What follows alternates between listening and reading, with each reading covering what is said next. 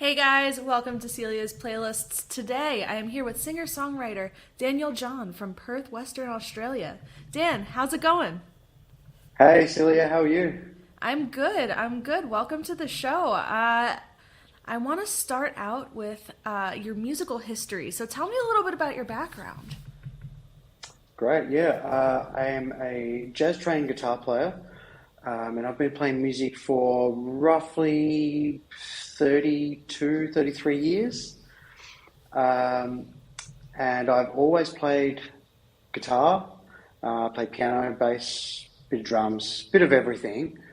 And history-wise, kind of like through my time before I started writing music, I've always just been a session guy playing behind other people in pub bands and clubs and wedding bands and all that sort of stuff.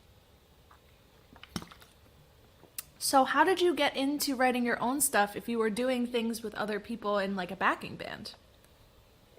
Great, yeah, that's a good question. So the story happens in, so I've always wanted to write, but I've never really wanted to put myself out there. I mean, that's a common thing in the music industry, especially with all of us. It's really hard to put yourself out there. So, but what happened is 3 years ago, I had a really bad accident. I fell over and cut myself, and I contracted uh, a little bacteria underneath my skin called necrotinic fasciitis, which is a flesh-eating bacteria.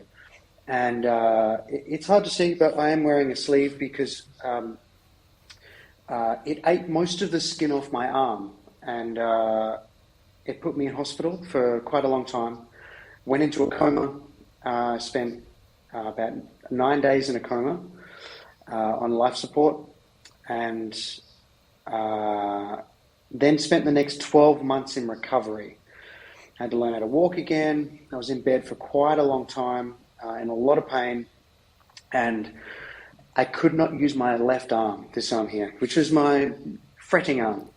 So it was a long, long, long journey of me trying to say, well, I'm going to get back to this because they were going to take my arm off. So it's a bit of a miracle that I even have my arm. Now, I say all that to say that that is the catalyst that led me to songwriting. So once I'd recovered, once I'd figured out that, hey, I can actually play guitar again, and it was about probably 9 months or so before I could grab hold of the guitar and start playing, I instantly felt like I had something to say. And the experience of being in a coma and waking up from a near-death experience really kind of shook our world upside down, the entire family. I got a family of five, so it shook everyone up, and including myself. And it made me realize that I could be doing things that I probably am not. And songwriting is one of those things. So I'd written songs in the past, uh, but never actually put it out there. So I decided, well, I'm not going to revisit those. I'm going to start from scratch. And I want to tell my story from my perspective and use my accident as kind of the vehicle to drive that. I gotcha. So I have a couple of follow-up questions. Believe it or not, you know how you said that they might have taken your arm? That's what my parents do for a living. They make prosthetics so that, for people that don't know, like if they took your arm, like you would have had the ability to have like a prosthetic arm, but then it would have limited your musical abilities. So I'm glad that that didn't happen. And how do you think like this experience as a whole influenced your songwriting style? And what is your songwriting style for those that aren't familiar with your music? Great, yeah. So I probably put myself, I find myself really hard to label, but I put myself into the country pop era of writing, and it's mainly storytelling, and a lot of my songs have been about either my experience of what has happened, like the song "Find My Way" is actually about me finding my way out of a coma, and my later songs are about my family members, my wife, and things that are close mean a lot to me. So with your songwriting, I know you also play multiple instruments. Do you play everything on the track, or do you work with anyone? Yeah, I play everything. Guitars, bass, pianos. I program strings and I program drums. So everything is me. There are the odd occasion where I will get someone to feature with me, and there's a song that I put out a couple of years ago called Try. Features Astrid Repepi, and she's doing some BVs for me, which is really cool because I normally try and do my own BVs, but it's nice to have some extra flavor in there for something different. I gotcha. I agree. It gives. I like to say it's the paprika because like you can make a steak with like salt and pepper, but if you throw a little paprika on there, it can really spice it up in a different way. So that's really cool that you have someone that you work on with that. Um, I guess my question like for you is like how do you approach like even starting to write like it's something that you chose to do later in life, and a lot of people think that because it's like later in life, that's a barrier to even starting. So when you write your music, how do you do it? Do you start with vocals? Do you start with the melody? How do you kind of go about this? I'm just starting to find my rhythm in this now. Lyrics has been the hardest part for me to write. Since my accident, they kind of flow a little bit easier. Generally speaking, I will pick up the guitar and just start playing, noodling, get some sort of a riff happening or an idea or a chord progression. I, even like the song Try, for example, I just wrote chords down on a bit of paper and tried them. Which, like, there's no real formula, but I just kind of just went, okay, I'm just going to try 1 6 5 4, and then just see what happens, and then played that. And what I find is because guitar is my main instrument, sometimes I don't get the instant inspiration from the guitar as to what I've envisioned the song to be as a whole. Because generally, when I start writing in Logic, I have a vision of the entire song already, but I need that spark. So I might sit at the piano, or I might get a synth out, or my next single, which isn't out yet, was actually inspired by the drum beat. So I started writing from that, and then the lyrics came after. And I'm writing a song right now where the lyrics came to me in my sleep. Oh, So really? I just kind of, yeah, I just woke up in the middle of the night and I had first verse and pre-chorus in my head. So I quickly wrote them into my notes and then started finishing it off after that. Very cool. Like I always find it fun like when people are like, I woke up in the middle of the night and wrote this song because like, it means that like I guess your subconscious is kind of working on creative things while you're asleep in that case. So like once you have these ideas, I believe that you said that you produce all of this yourself. So, like, what was the, I guess, learning curve with getting all of this into a DAW and moving to the next steps of like, the process? Well, thankfully, over my time as a session player, and I'm also a qualified audio engineer, um, I've had the ability to kind of work with Ableton, Logic, Cakewalk, Pro Tools, or pretty much the whole gamut of the DAWs. So I know my way around the DAWs really, really easily. Um, but the producing side, I'm going to be honest, I'm just making it up as I go along. I understand the concepts, having studied music. I understand the concepts of what makes a song a song. Read books, how to write better lyrics and all that sort of stuff. What makes a hit song. There's some formulas, obviously, but when I go into it, it's like, okay, uh, I'm going to lay it out in a standard format, and then within the door, I can move things around and try different things. And part of the biggest thing of producing, I find, is making sure I have the right sounds in the right place at the right time. I think that's the key for getting a good song, and making a song that might just be guitar or just piano into something that's a little bit more elaborate, or have, like you said, the paprika added to it. I gotcha. So I want to hear a little bit more about, like, I guess the sound that you developed. So, like, where did your inspirations come from for developing, I guess, you said that it was like in the country pop area, correct? What brought you there, and like how do you go about making your sound, I guess that's the question. How did you develop that? I think it comes natural to me. As much as I actually really surprised myself because I wouldn't peg myself to be in that sphere of country pop because I'm a jazz player and I love fusion and I love rock and I love 80s music and I love pop. I pretty much love every music.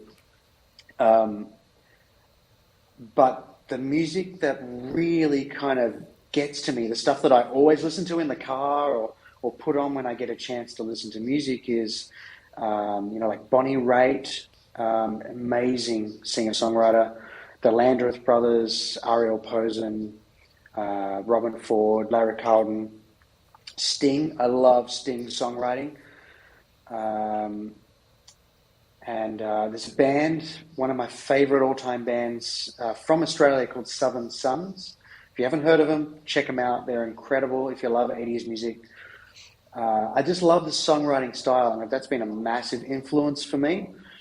Um, and then what I have to do is find my own footprint in that. So I don't want to be a carbon copy of that, but I want to be, especially the Landreth brothers, big influence in terms of songwriting and sound. I want to be someone who you could say, oh, if you like these guys, you might like Daniel John because I it's gotcha. similar but not the same. Mhm. I gotcha. I So gotcha. I listen to their recordings a lot. I listen to the production. I listen to how it's recorded, the mixing, the type of instrumentation used, and I don't go seeking to find like the plugins and all that sort of stuff. I just do my natural game and hope that it's in the same vein. I gotcha. So, like, essentially, you're taking your influences and using that as a place for inspiration for the types of things that you can do, especially with the producer brain. Because obviously, when you're songwriting, you're gonna make the song and you're gonna create the song, but you also have to figure out the next level of how to create the atmosphere within the song. Is kind of what you're saying, Correct. right? That's really Yes. cool. And I like that you do that because, like, for me, I do, like, I do video. I can look at a video and be like, okay, like, I see what they did there. They used, like, this kind of filter, and, like, there's some sort of haze in the room, and there's this and that. And it gives me, like, my own ideas to, try and make my own unique take on that in the future. Like, where I'm like, maybe I'll get some atmosphere spray next time. um, so I have to ask because I am not from Australia. Is country music big in Australia? Yes and no. Depends on where you're from. There are pockets of some really deep country stuff here. Mainly the mainstream American style, Americana music is quite popular here. And also our own style of country music from Australia, which is like country and real traditional country and western stuff. But yeah, I would say it's fairly popular. I gotcha.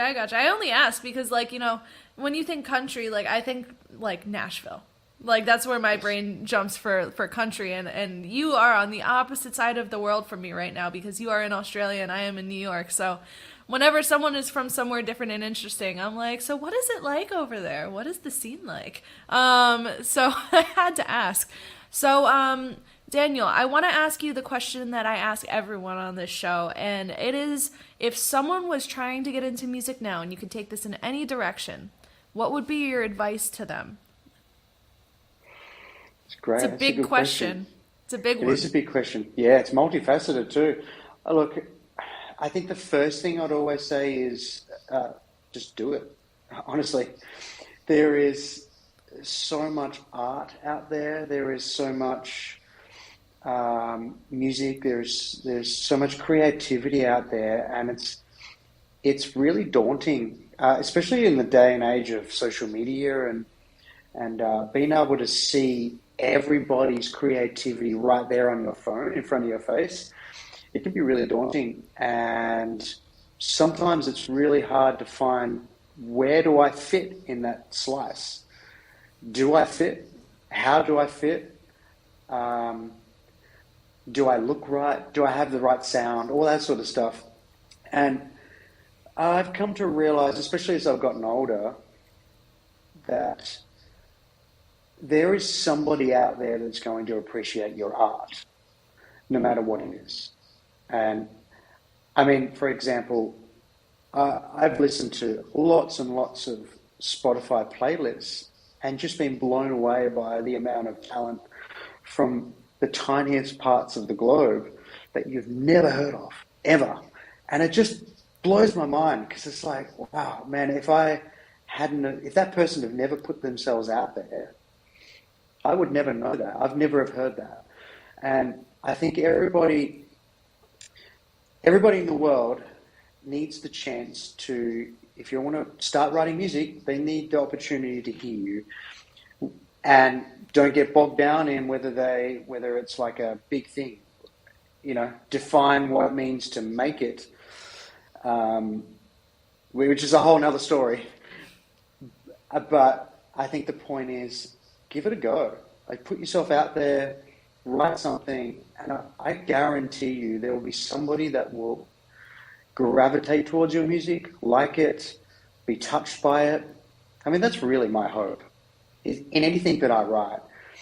If my story, if something that I write, if one note, if one drum beat, if one chord touches somebody and they feel something from my music, then I've won. I've won the lotto, even if I never know. I feel the same way, but like on the other side of it, because that's why I started this playlist project in the first place, and how I ended up here with the interviews, because I made a call out to Threads and was like, "Hey guys, send me your stuff." Like, and now, my playlist at the time of the recording right now is about like almost 100 hours of like Yeah, musicians from around the world, and like, I'm breaking that down into further playlists, but like some of the things that I have found and some of the people that I have found have been amazing. And like, the biggest thing that people fight against right now is like, getting themselves out there and getting themselves heard. So, you know, even though like, you might feel like you're not reaching a million people, you might be reaching the right people, and you might be making a change in their life. And, some people have those songs that they listen to all day, every day, and that could be yours. You know what I mean? that's right. Yeah, yeah, and like I was saying before, it's just the whole thing of like comparison and the pressure of like social media and stuff like that is really hard. And I think what you've done in particular with this whole playlist thing, and even, to be honest, Threads, what an amazing platform.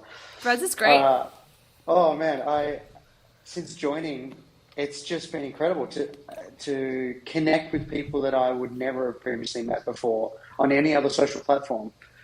Um, yeah, it just blows me away. Yeah, I really like it too. I like that it's like it's a text forum. It's like a really big text forum that gets to the right people somehow, like no matter what, which is awesome. But Yeah. Daniel, I want to make sure that people can find you and find your music. So where is the best place for them to I guess follow you? Yeah, so I am on social media, and Daniel John Artist on Instagram, and my artist page on Facebook is Daniel John. And you can find all my music on all of the streaming platforms, wherever you get your music. All the main guys, Spotify, Apple Music. You can find me on YouTube if you need to. I'm not lucky enough yet to do some videos, but hopefully one day in the future I'll do that. Um, but yeah, everywhere you stream music, you'll find me. Awesome. Thank you so much for hanging out with me. I know that you were doing a lot of moving today, so I appreciate you making the time. And I hope you have some amazing luck in the future with your music. Awesome. Thank you so much, Celia. This has been an absolute pleasure. I appreciate I appreciate you coming and hanging out. So I'm gonna say bye for today to everyone, and I will see you guys at the next interview. Bye, guys. Awesome.